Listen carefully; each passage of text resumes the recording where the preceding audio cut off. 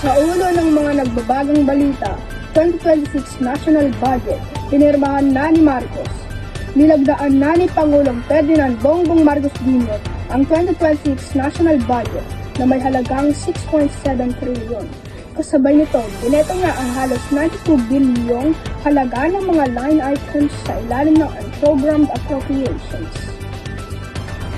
Sa kabila naman ito, Sara Duterte, tatakbo sa pagkapangulo sa 2028. Umiwas munang magkomento si Pangulong Ferdinand Marcos Jr. sa anunsyo ng mga sa anunsyo ng pangalawang pangulo na si Sara Duterte na tatakbo ito sa pagkapresidente sa halalan sa 2028. At ito po si Sai Maguire Chicabardo mula sa Section Almasida, nagbabalita.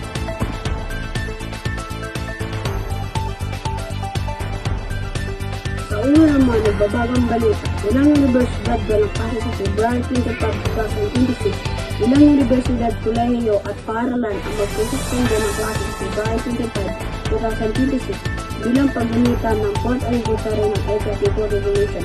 Sa kabila ng mga truck driver sa Japan sa pananaksak biguan ang isang 48 anyos na truck driver matapos isasasakay ng katrabaho ng truck driver sa barangay San Niño, Maricaban, City ng Sabado na Kapag. At ito po si John Rixie mula sa Second Almasida, nagbabalita.